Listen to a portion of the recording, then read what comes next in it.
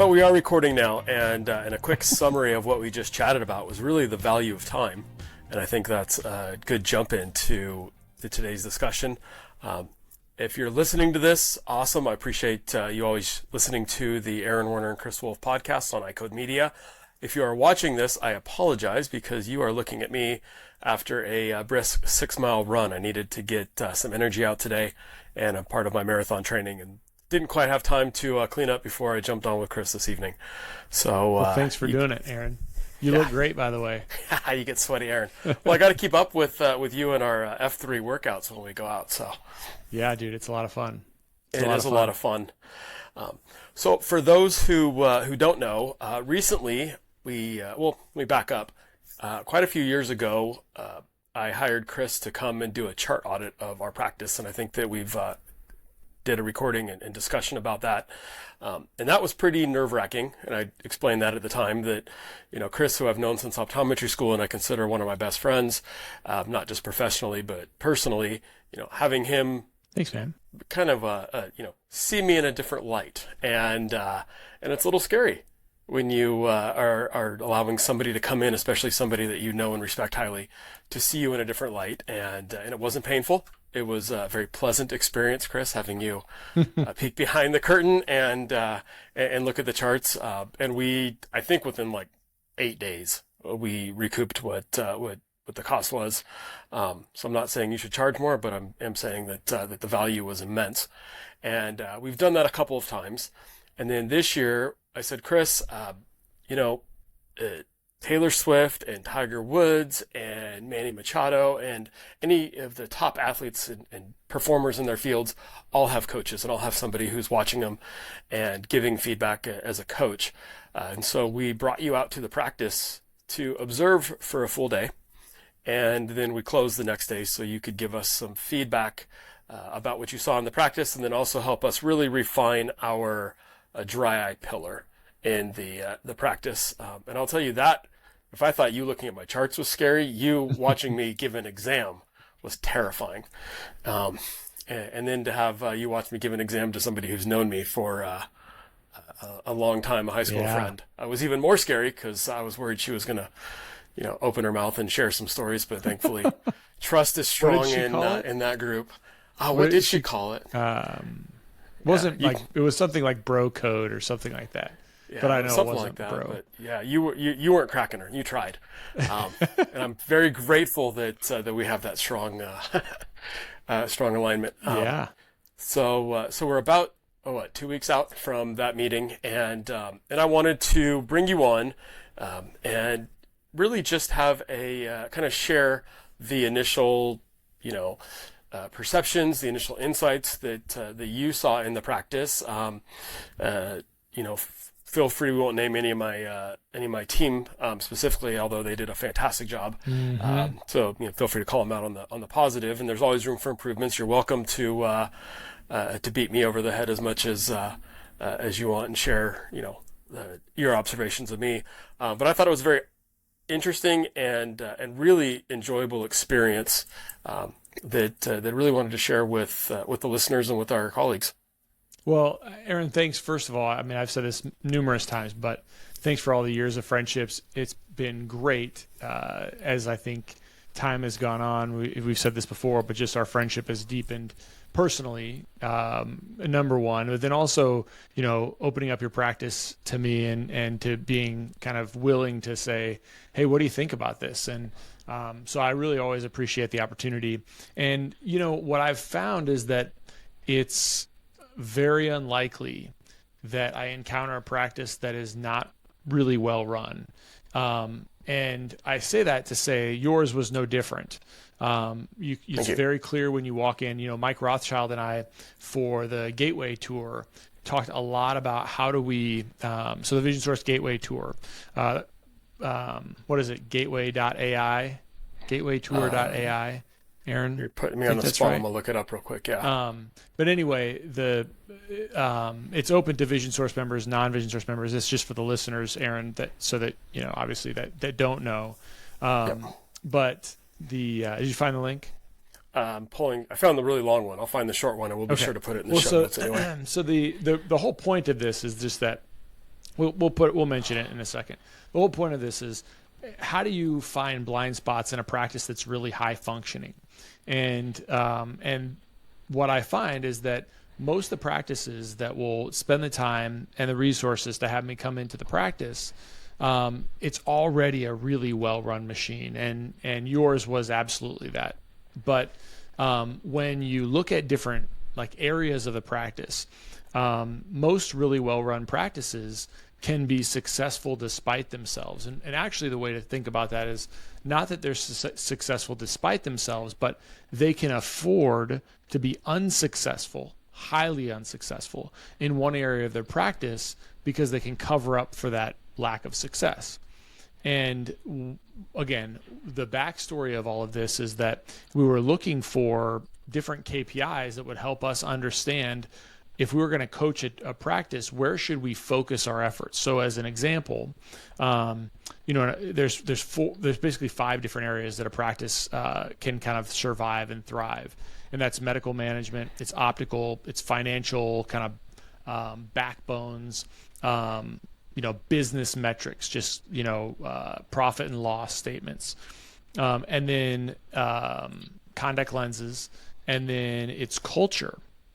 So Mike and I were discussing for the Gateway Tour, how do we measure culture if we wanted to help practices uncover blind spots in those practices? And this whole entire story is basically to say that that when you walk into a practice that has a really good culture, you just know it right away.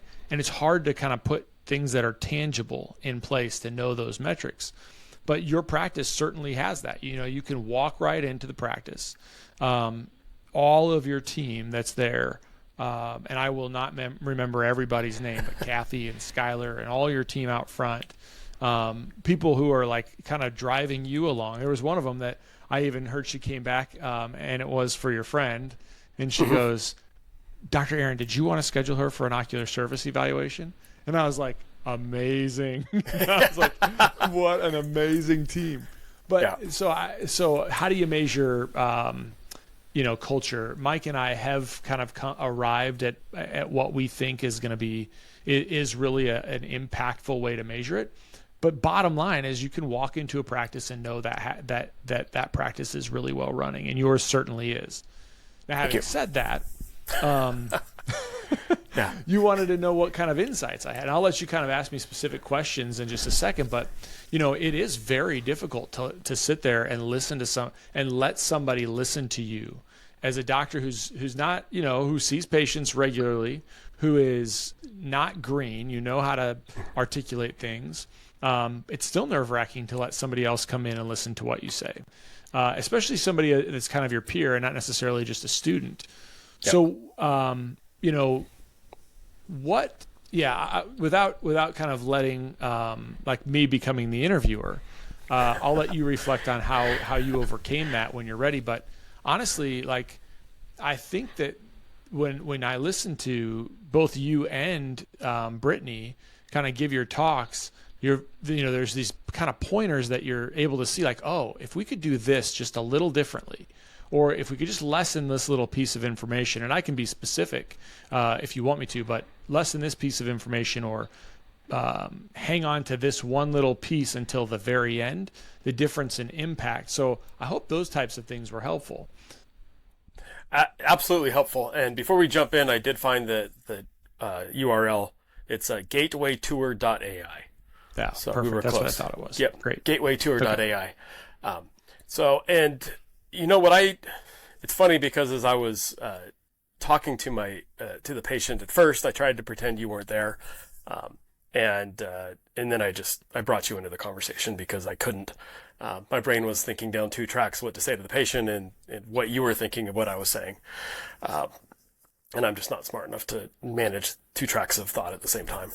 But yeah, it's a little daunting. It is a little daunting. It was a lot of fun though too. I looked at it from hey, what can I learn from this? And I'll relate it back to just the marathon training that I'm doing right now. I've for a long time raced endurance runnings and all the way up through Ironmans, and never once followed a prescribed training plan. I always just did what I felt like doing. And usually I felt like just going fast, which meant that I don't think I ever performed at the level I could. So I'm curious to see what happens now as a, overweight middle-aged man training, to see where I end up coming up. I'll tell you, the training's a lot more enjoyable than when I was just going full out. But I looked at having you come in and saying, what are you going to see that I don't see? Because I know how I feel the conversations go and the interactions go, but what am I not? So I think that we start with the first patient we had, because that was the most insightful, at least for me. Yeah.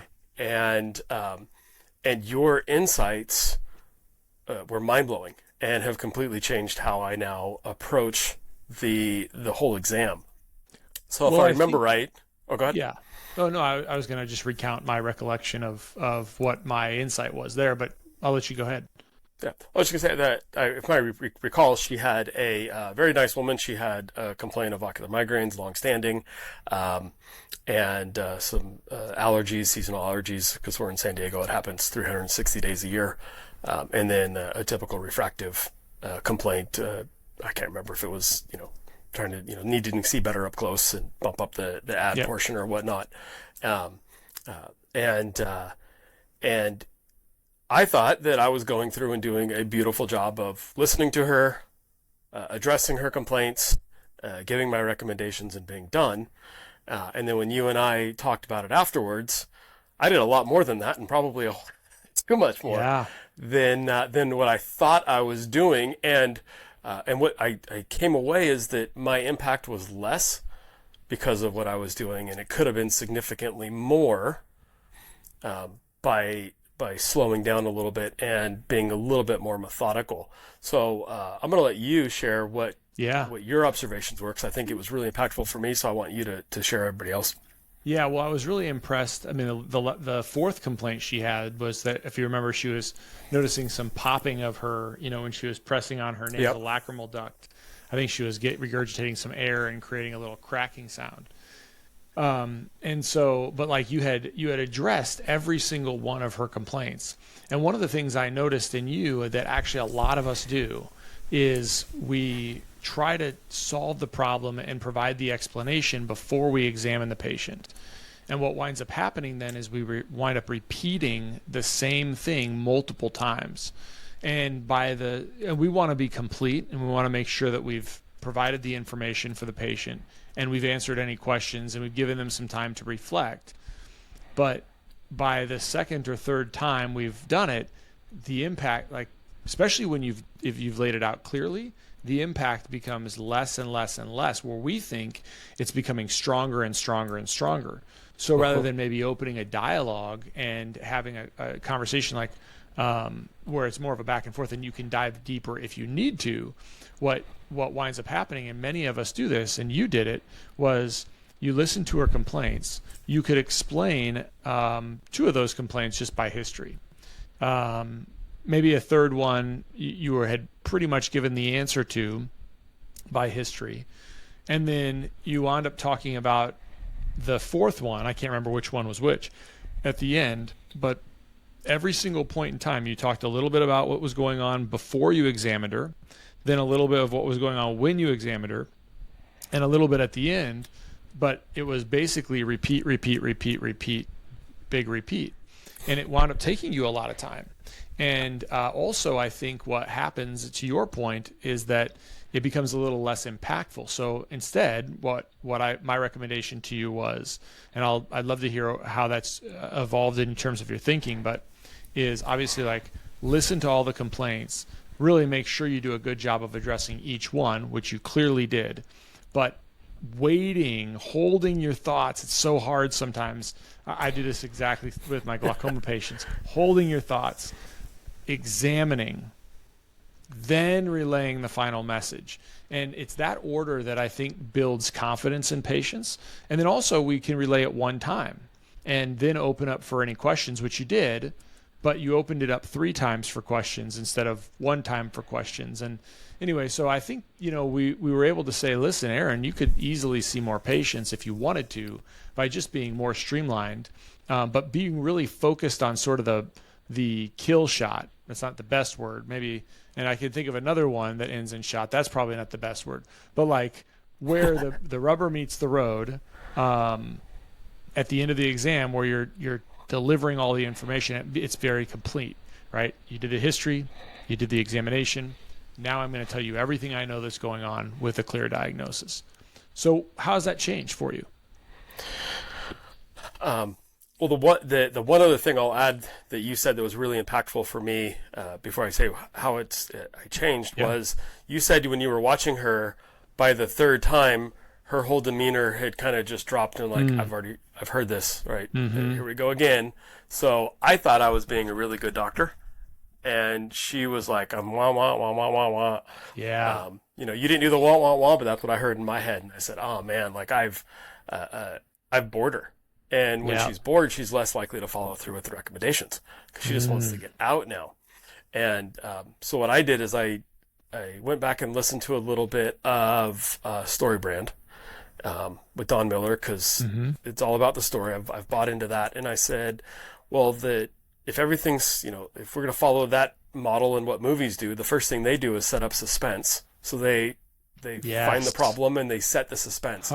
And so what I've been doing now I love it. And I get really excited about this. I mean, just super nerdy stuff, but I mean, most people listening to us are nerds as well, so hopefully you like it as well. But it sets the suspense. So I reiterate to them what their chief complaints are. One, to make sure that they know that I heard them. So it feels like they understand that I'm listening and that I've identified the 2 or 3 things that they've come in for. And where I can, try to use inflection in my voice to maybe even build those up to be a little bit more dramatic, right? Because everybody likes a good, suspenseful story. Yeah, you can nod and be like, ooh, interesting. Let's take a look at. We need to look at that. Yeah. Right? And the hardest part is shutting up. I'm being facetious. Yes, I'm being facetious, but that's absolutely true. Adding suspense is really key, right? I mean, they just came in and if they're paying cash, right, that's $200. Yep. They're coming in, they're spending good money and a significant amount of time, which we were talking about before we hit record about how valuable time is. Right? It's a problem for them. For us, it may be easy. It is a problem for them. There is a reason they left work or they left their family or their friends to come see me. So building up suspense really validates why they're there as well. And I'm not trying to do it in a malicious way. No, right? But it's important to them. Yep. And I like the way you're thinking about it. Yeah. And by the way, I'm learning this too because presbyopia is finally starting to hit at 45. And the shit sucks. Old man. Holy cow, dude. It is the conspiracy is real. So it's a big deal. Right? I woke up one day. It's a different discussion. But so I set the suspense. The hardest part for me is shutting up. When I'm doing the exam. So it's the transition from, you're getting the migraines and you have the popping sound. Okay, we're going to take a really good look at those. Anything else that you want to add before I take a look and examine? And they say no. So then I go through the exam and I just shut up because I can get through that really quickly if I'm not talking. Yes. Which is hard to do. And there's a little bit of scars on the inside of my cheek because I bit my cheek a couple of times trying not to talk. But that holds the suspense. Especially if there's a couple little hms and ha's as I'm going through. And strategically I put those, especially with dry eye when I'm manually expressing. And I push a little bit harder, so I'll just go, And then at the end, when I sit back, I say, okay, you said this and this and this were your concerns. After my exam, here's what I'm finding. And so it kind of brings that suspense back to that crescendo close. And then I can run right into, and here's what we're going to do about it. I don't like recommend. I've learned, just for me at least, it's just, here's what we're going to do.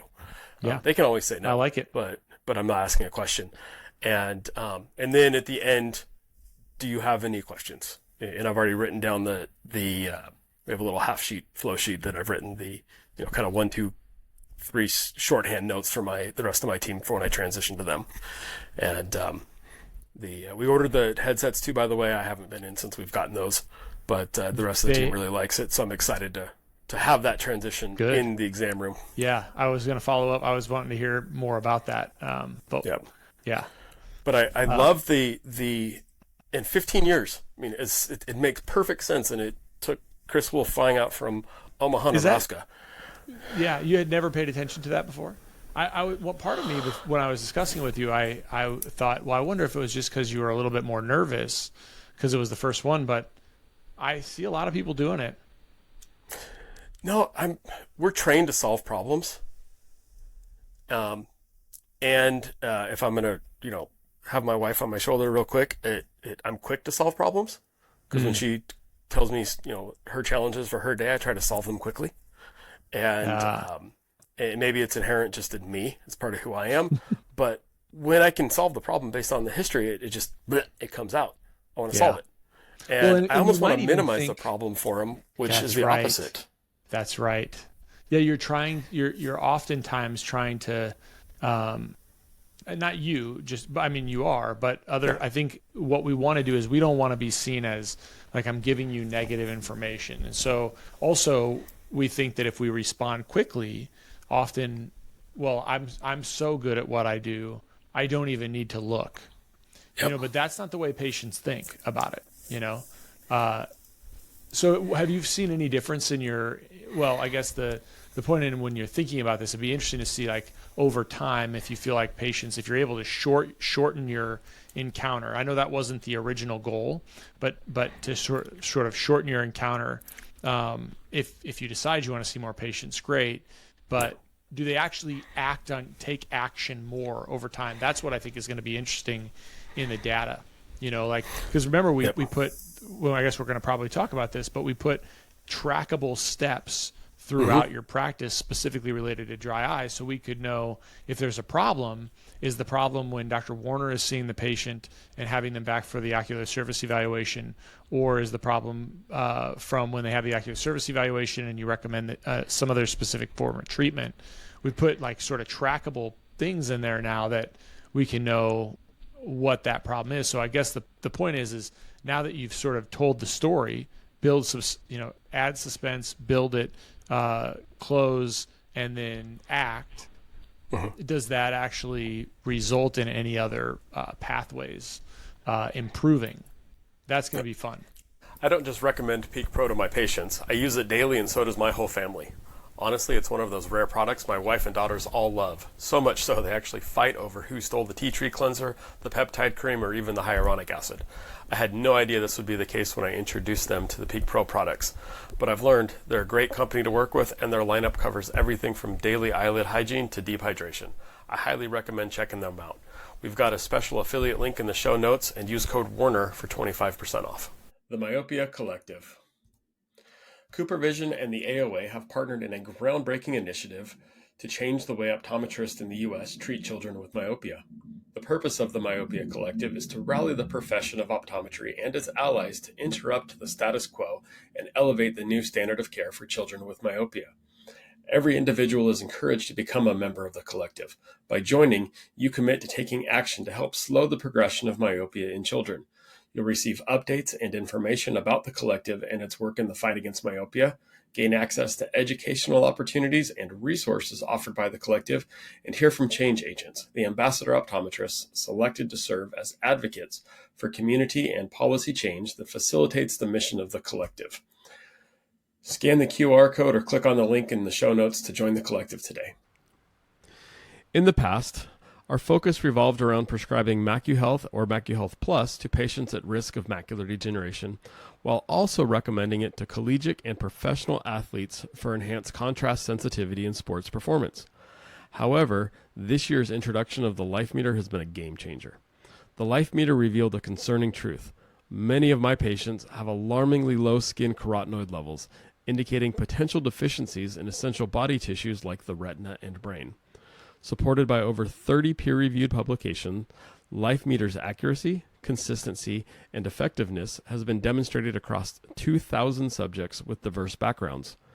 With this newfound insight, I can now have meaningful conversations about carotenoid levels with all of my patients, even those who may seem outwardly healthy. To learn more about this empowering technology, feel free to contact your MacuHealth representative or click on the link in the show notes. Together, let's optimize patient care and elevate their well-being. It's going to be fun. And it's only been 2 weeks, so yeah. It's hard because we are full believers in bringing people back. I'm trying to get away from being we 100% bring people back. We just talk about it too much before we bring them back. Yeah, no, that's right. You're really good at that, actually. Like, your practice is as far as like the stuff we've talked about, finding problems that need further and deeper evaluation, and giving it the time it's due to do the complete evaluation in the patient's best interest. You guys do that really well. I think a lot of it is conciseness. Yeah, exactly. Conciseness and where we can cut corners. And some of the stuff you just don't know without a third person watching you. It's you can't see it in yourself. That's why everything we've always done that we enjoy doing, whether it's playing an instrument or running, or I like to shoot pistols, or race car driving or flying or whatever you're doing, you have a coach or a mentor or somebody that does it better than you who's watching you, or at least a peer that can give you feedback.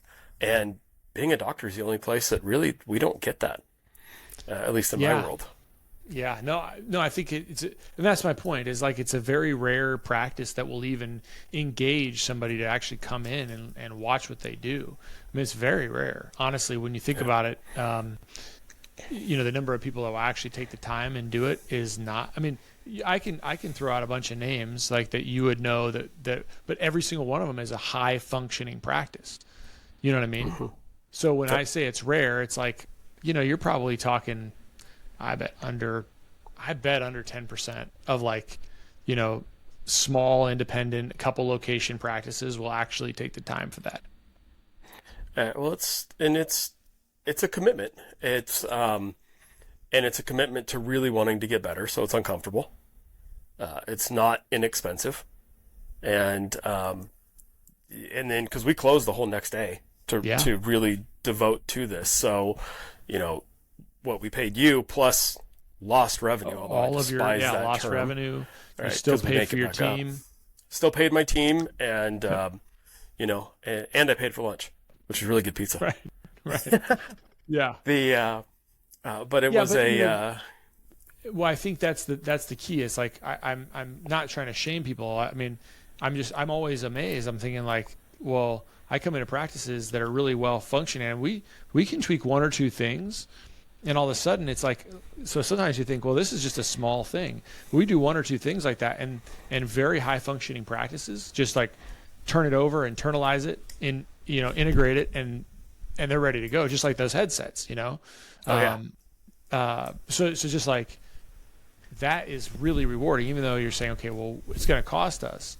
If you're a decent practice, you can make that money back pretty quickly by just engaging. And most really good practices will do that.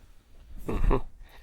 Well, we've the little things we've looked to measure, and I applaud you, because when we did our workshop the next day, you were very good at giving. You are very good at giving feedback and helping the team come along.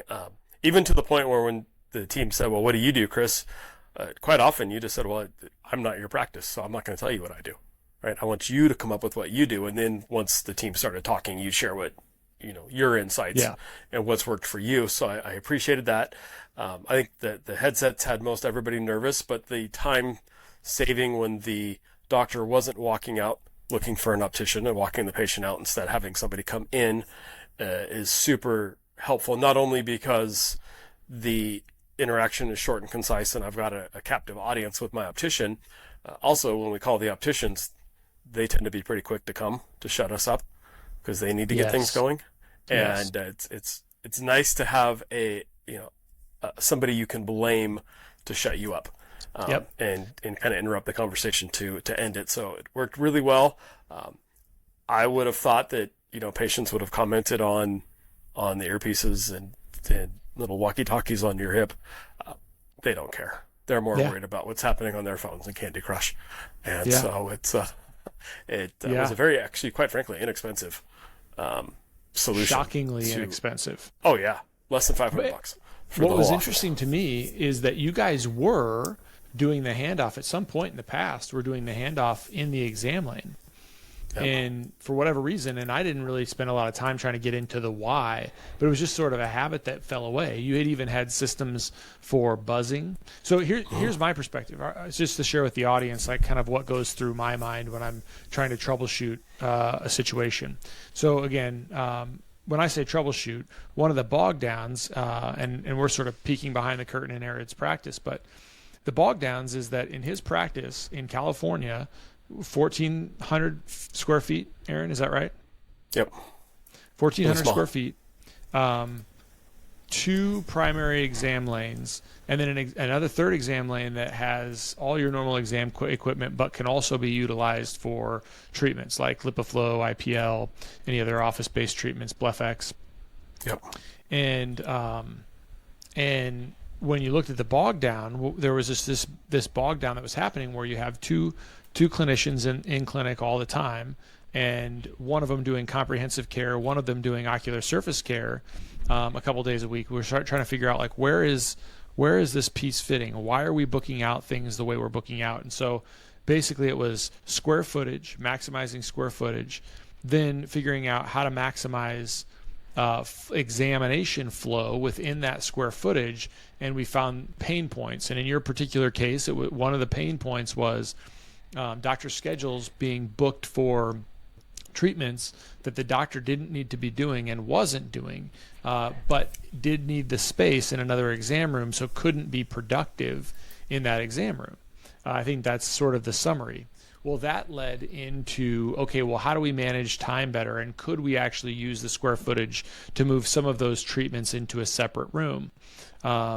And then that led into, so again, we're troubleshooting that as a practice, again, based on your preferences, Yep. Aaron, and not my preferences, because some of the things were, okay, well, let's maybe move this, and but maybe, well, we can't really move it because we need the square footage for this other thing, so let's figure out a separate solution. Well, one of the separate solutions was consolidating time, not blocking time on the doctor's schedule to do procedures, those sorts of things. So we kind of kicked around those ideas, and ultimately one of the key things that we were seeing in that bog down was that the doctor is having to, even the amount of time that it's taking that doctor to take the patient out of the room, as they were even, it was on doctor's time when they thought they've delivered the best care for the patient, versus when the staff is coming back sort of telling us we've delivered the best care and now it's time to shut up, Dr. Wolfe.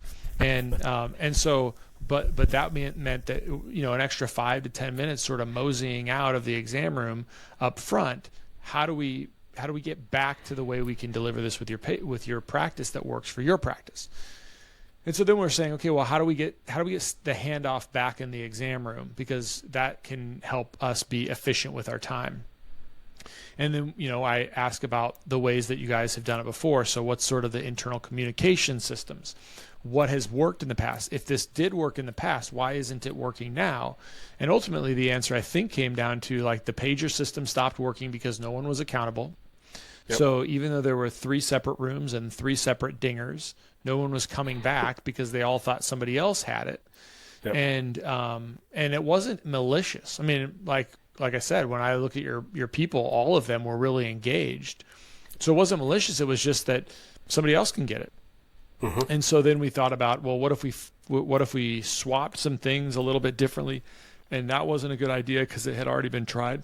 So again, I say all of these things to say, we use headsets in our practice. I know they can seem really weird, but they work. And so, but to your point, I wasn't going to recommend that right away if that wasn't the best option to be able to solve this problem. And so in any case, I think to your point, what's really hard is that as consultants, a lot of times we like to use our practice as the example. And sometimes they are the example, or sometimes it's information that we've gotten from consulting with other practices. But it's not always the case that my recommendation works the best. So I have to try to figure out what the underlying problem is. And I tell you, that whole entire lineage of thought goes into the real problem wasn't square footage. It was just efficiency within that square footage. Yep. And I couldn't have gotten to the answer of that had we not tried to solve it with other ways that you guys have already implemented or might work better for your practice. Yeah, it was really neat listening to the team. When you say you, Chris, you're not talking Aaron. You're talking No, I mean your practice, team, your team. Yeah, the whole practice, because they were all there as part of it. We walked through all the different ways. The one that worked the best was when we had a comm light system, and when the physical ones went down, because everybody's on an iPad, we never got it to work. And so with the dingers, you couldn't communicate what you wanted. You just heard a ding. And so that's where I think that ultimately that we landed on the walkie-talkies, because everybody in the entire office is on the same channel and can hear what's happening. And I think it's greatly improved communication, even if it's not directly to me, if I hear the front desk communicating to the technicians that my next patient's ready. Well, now little timer has started in my head.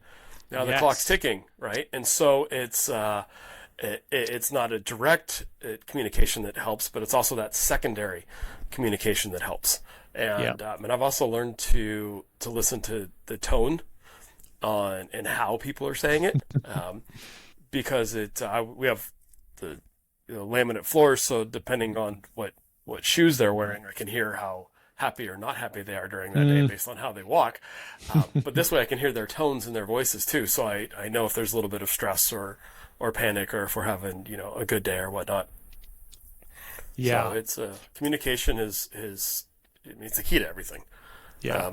And so that's been helpful. The little subtleties that you'll start noticing will be interesting to hear. You'll start getting shorter on the communication. So, you'll start talking more like a pilot, where, people will start to give narratives on it, and then you're just kind of like, all right, guys, it's enough. And then it'll sort of level out at sort of a minimal level that you and even your patients will not even pay attention to. So unless it's really pertinent to you. But, the other thing is even just a safety thing, right? Like you guys, you can have code words. Your practice is small enough, but if they need help, they can, say TrueClear, or, I don't know, pick a thing that you like, right? Safe words. Yeah. So it's just another safety thing. I think that's a big deal. Oh, absolutely. Communication is great. I'll tell you, the first day was hilarious, though. It sounded like a Verizon commercial. Can you hear me? I'm sure it did. Can you hear me? Over? Yeah, we got you. What about now? Yep, you're here. Yeah. But that's part of the fun, and I think the newness was helpful as well. So I want to because we'll have plenty of time to get into a bunch of the other metrics that we set up and tracked. But one thing, and a lot of them were just scorecards. Like, before we make decisions, let's just see what's happening, and see where we're going, to see where the problems are, and if that's what we think they are, or if that's really the case of the problem. Because it's easy to find scapegoats and blames. But one of the things I think that was one of the most impactful was the one we changed the name of dry eye evaluation, of dry eye to ocular surface disease. Yeah. And that has been welcomed with open arms across the board. I think it's brought in a new, I don't want to say urgency, but importance to the disease state. I think dry eye was really easy to just, it kind of rolls off your tongue. Right? It's just, it's chapped lips, dry eye, right? Doesn't seem like a big deal. Ocular surface sounds more clinical, and then you throw in the word disease, and now all of a sudden it's important. So not just for the patient, but for internally ourselves. Yeah. And so I think changing that, and that was the team's decision to change that. I think that was very important. Yeah, they absolutely loved it. Yeah. Yep. They were like, that's it. We got to do this. And I was like, whoa. Holy cow. But, words matter. They're impactful. Yeah. And we've seen it culturally in society. How you talk to your friends and your kids. I mean, we want to get into a whole language. We could talk forever about F3. I'm still learning what a merkin and everything else is. But And but It's a push-up. words and it is a push-up, yeah. Um, terms matter, and I think that getting us on the same page there mattered. I also was really, really blown away by the discussion around the peak box. Yeah. And I didn't think it was going to be as passionate and impactful as it was. Well, so what was the deal? You had put what was so impactful to you and from your perspective that was surprising? Because I'll tell that story too. I think that's very interesting to me. So I'll tell you, at the beginning when we looked at at Peak, and I love Peak, and I think I've shared that one of the few times I get in trouble at home is when my family, my wife or daughters run out of Peak and I forget to bring it home. So they usually don't listen to this because listening to Dad on the radio is weird. Yeah. But I have a secret stash of Peak bottles now at the house that I've bought and just hid so I can look like the hero if I need to be. Nice. But anyway, we loved it. We loved the cleanser and the sunscreens and all the what Peak had. And I think we were one of the earliest ones in developing and designing the box. And the team got really excited about the box, and we brought in the box, and we didn't do a damn thing with the box. The boxes sat there, and they collected dust. And, we had webinars with people from Peak that try to help teach us. And we sold the products individually. We just never sold the box. And some of the things we were encouraged to do, it sounded great. It just wasn't our style for whatever reason. It didn't resonate with us. And so it completely failed. We had not sold a single box until the Monday after you left. Really? And then we sold boxes. And now we're selling Peak boxes. So I thought it was really, really interesting, that metamorphosis, because we had tried. We dedicated time and hours. I mean, I don't even want to add up the amount of time and hours and costs that we spent trying to talk about this box. And having Chris Wolfe out gets us selling a box. But I with all due respect, I don't think it was you. I'm curious what your insights are before I share what I think I was watching. I agree with you. I think that's the whole part of we talk about AI, we talk about consultants, talk about AI replacing consultants. And the reality is you got to still do it, whether or not AI gives you the answer or a consultant can sit and listen and sort of dig through the problem and find you've got to still go out and do the thing, so that's not easy. So I agree with you. I think it wasn't Chris Wolfe. It was you guys doing it. But what I think was probably the hardest part was you put too much stuff in the box. That's what in my opinion, when I look at, and you and I haven't talked about why I think it was a problem. I'd love to know what your thoughts are on it, if they differ. But I think too many people try to do too much stuff at once, or they withhold that stuff until the evaluation. And now it becomes this massive amount of things. And then the other thing that happens is I think they try to be so custom, and then they just wind up putting everything into the box. And so what we did as part of the activity for your practice was we said, what is every doctor that's here today going to agree upon that when they see a problem during the comprehensive exam, that this is the best course of base action? Anything more is not applicable to enough people, and anything less is not going to be complete in order to kind of make you feel comfortable getting to the next step. Now with dry eye, and pause me if Aaron, for whatever reason. Perfect. But for dry eye, what we asked all of your doctors, again, it's not Chris Wolfe talking. It was, what is in the box now? And what is essential to be in that box during the comprehensive exam? And what we decided on was we said, okay, well, let's look at do's. Look at do's and figure out stepwise therapy. We want to wipe off, as a practice, you said we want to wipe off the step one therapy during the comprehensive exam. And so, okay, well, great. Well, what needs to be in that box to wipe off step one therapy for the vast majority of patients who have ocular surface disease in your practice? And then you decided, okay, well, it's this and this, right? And again, I'm going to leave this and this out of the specifics here because I want other people to come to their own conclusion about what should be in that box. If you believe it should be artificial tears, put artificial tears in it. If you believe it should be a warm compress, put a warm compress in. If you believe it's a specific type of lid scrub, PEEK is a great one, then put PEEK in the box. But the point is that you own it. It is your real estate, and you're the ones that believe that that's the most important first step. And so we had to get there with all the doctors that were, on the team first. And then once we got there, we said, well, what's in the box? And then we found that there was, really good, was there a nighttime gel, and then a really good artificial tear too, right? Both of those things? Yep, they're both in there. And then an omega-3. Was there an omega-3 in a box? Yeah, we also had the omega-3. Yeah.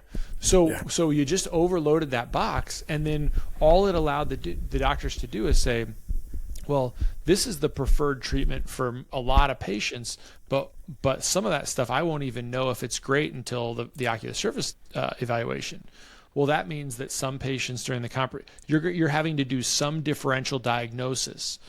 That's sort of a deeper differential diagnosis during the comprehensive exam, or the patients are never going to get the box. So you thought you were being really customized by saying, oh, I like this artificial tear and this ointment and this and then what you wound up doing is finding all these reasons why you wouldn't use that box at the patient's first evaluation, which bogged down the system.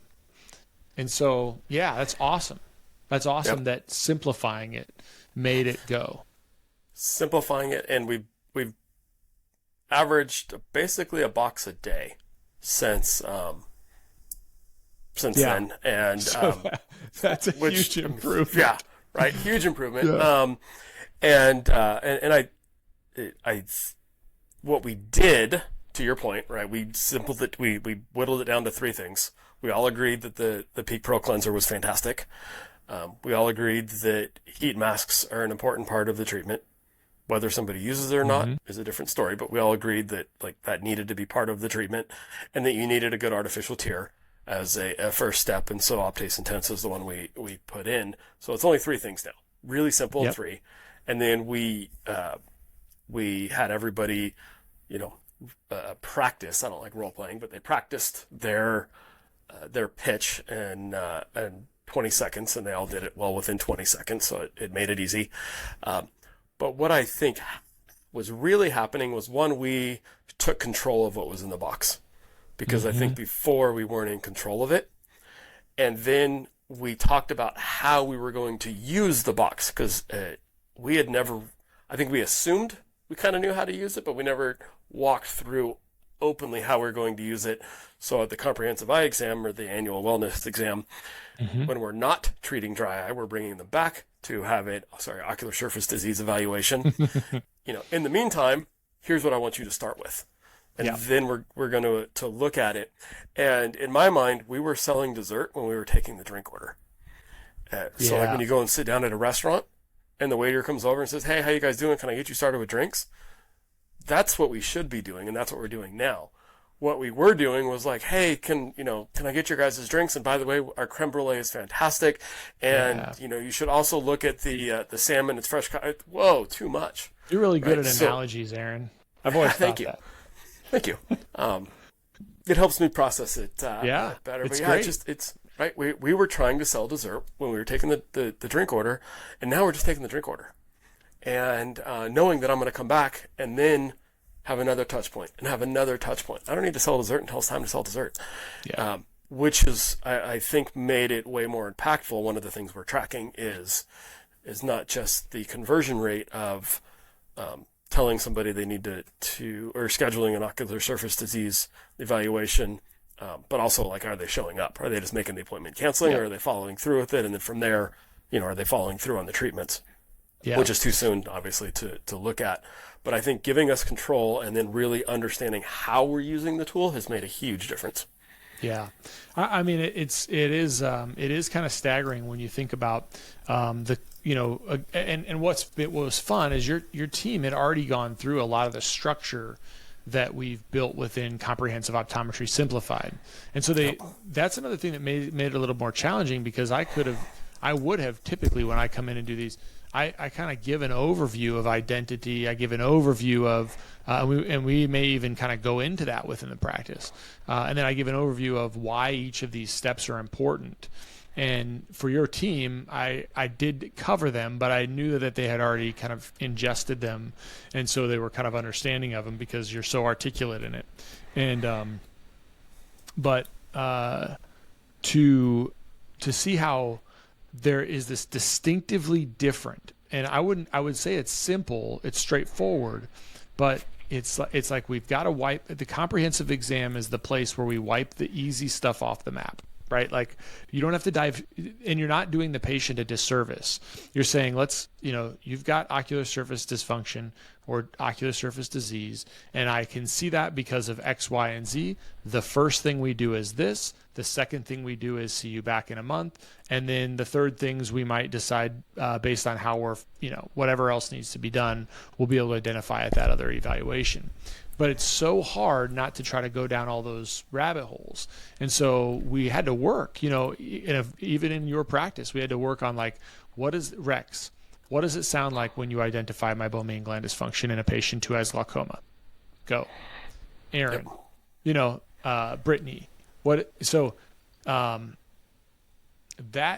Just the intention of saying, how do I make this concise and complete, and I in a way that I can feel good about taking care of the patient, but also doesn't open the door to other what if this and what if that and when am I going to do this, and that basically says the more information is coming, if we need it, that's what we're going to we can take the next steps.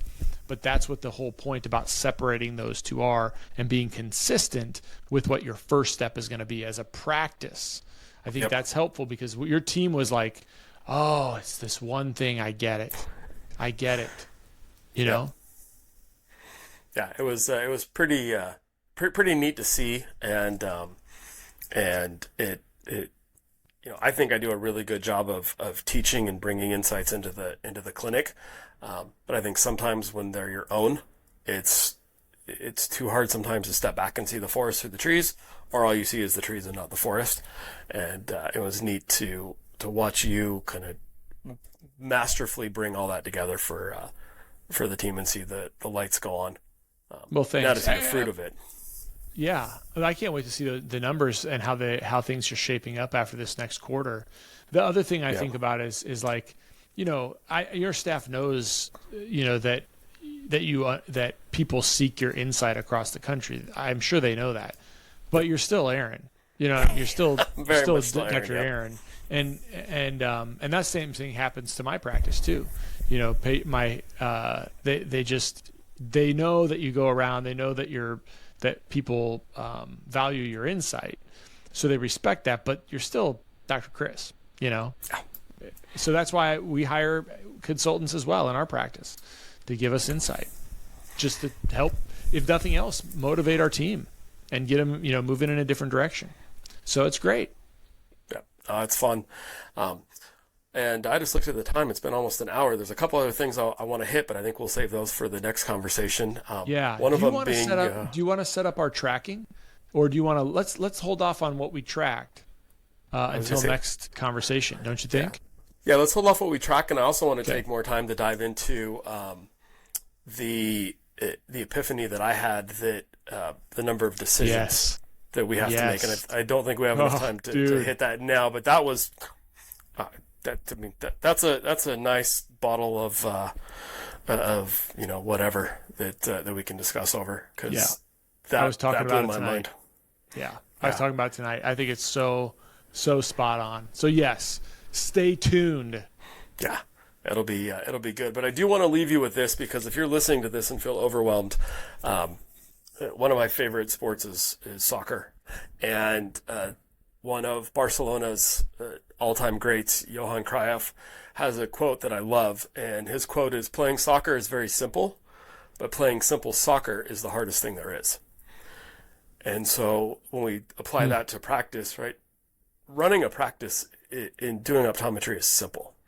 If you look at just the steps and do this, it's very methodical. And it's you could write a really thin book on how to just put the systems in place and run them. But running those systems is the hardest thing there is. And so it's a constant journey of trying to get just a little bit better every single time, and pursuing, just a little bit better. I'll never hit perfect, but I just want better. So I appreciate your help with that. Yeah, amen. Thanks for the opportunity. It's been a lot of fun to dive into it, and I can't wait to see the changes that happen. Definitely. Well, stay tuned. So next time we'll hit on the metrics we put down and track, and so we can hold ourselves accountable to the thousands of you that listen, and for sure will stop me in a conference somewhere and ask where I'm at, but then also the insights into the number of decisions we have, because I thought that has also helped to change and kind of redirect what I do. That sounds great. Awesome. Can't wait to do it. Definitely. Thanks, Chris. Thanks, Aaron. Appreciate it.